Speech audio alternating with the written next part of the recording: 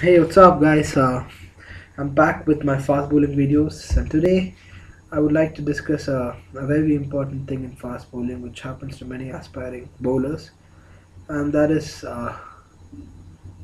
when they are at the point of release, they tend to have a huge front foot collapse, or when they land, they have a collapse. Now, I'm going to show a demo for you. I don't know whether it's going to be clear because my camera sucks a bit. So you could probably be able to see if I keep it like this. So basically what happens is that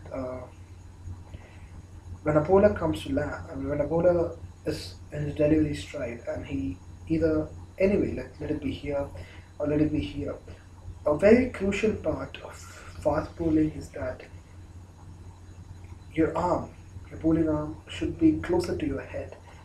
I mean that is extremely important. Otherwise, you tend to go a bit sling. I mean, I'm not saying going this way is bad, but the problem when you go this way is that at the point of release it's okay, but as soon as you release the ball, you have a lot of cross resistance. So your hands are coming like this. So when the hands are coming like this, it basically each time you bowl, it basically hinders your follow through.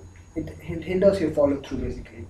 So it could cause a lot of harm because when you're running at a fast pace and you come like this and you're crossing your body basically, so it's almost like you're forcing it to stop and it's not like naturally stopping. So it's better to keep your bowling arm somewhere close to your head. A high arm release, I would say almost a 90-degree release for a good for a good seam position. And another important thing is what I was about to tell is about the collapse, the front foot collapse. Now, what basically happens is there are two ways of bowling a ball. Some bowlers depend have a very long run up. Now, I would like to give you a small case study. One of my friends who is currently playing for a fifth division club within the Karnataka Cricket League. Uh, we were having a session. We have been having sessions for more than 1 year, and he is constantly on the rise. But a major problem that he currently faces is that when he lands on his front foot, you could see that his front foot is actually collapsing. Now that is actually a problem because you tend to lose all the pace you have generated through a long run up when you have such a front foot collapse. So there are two ways of going about the front foot collapse in cricket. One is to shorten your run up, or the second one is to maintain your run up but work on it. So if you shorten your run up, let's say you shorten your run up to let's say 10 to 11 steps, or 10 to 12 steps instead of let's say 7, 18 to 19 steps. The basic thing is that then you have to brace your foot. So bracing is a very important thing. 97% of today's bowlers, according to recent study by Australian Cricket Association, brace their front foot. So if you don't brace your foot, it automatically starts creating problems. Now I could give you a few exceptions like Ravi Rampal or Dale Steyn who hardly brace and still are bowling with a lot of pace, but that is pretty rare, right? Because it's because they were used to bowling in that manner.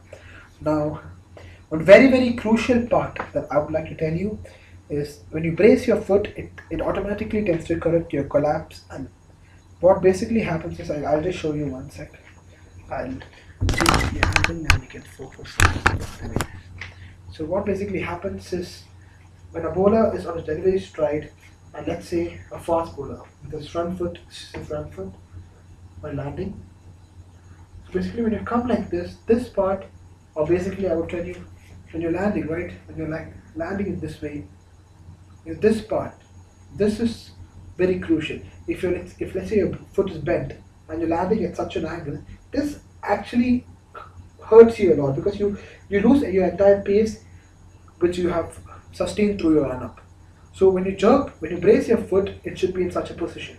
So basically at landing, it should be almost at a 60-degree angle, a 60-degree incline, a 60-degree plane slope, right, something like this. So it should be straight. So that's one way you can reduce your run up, and at the end you can give all your effort.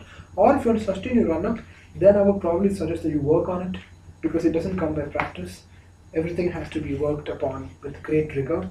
So one way of doing it is by actually increasing your jump is a very crucial part. Now few bowlers tend to jump high, but I always prefer it's not good. Oh sorry, I think you can't even see me. That's done on my behalf. Yeah, so most bowlers tend to jump at a very high angle. But for example, let's say Ashok Dinda. But that is not recommended. A horizontal jump is the best way to go about it. Because when you jump vertically, you at the moment of landing, there's a lot of pressure exerted on the lower part of your or of your foot, and that could actually hamper your pace and cause you fractures later on, stress fractures later on. So the best way to have is a longitudinal jump, or basically a jump like this, like a crescent, like a Dale Steyn or a Brett Lee. That would be a better jump for fast bowling, you know.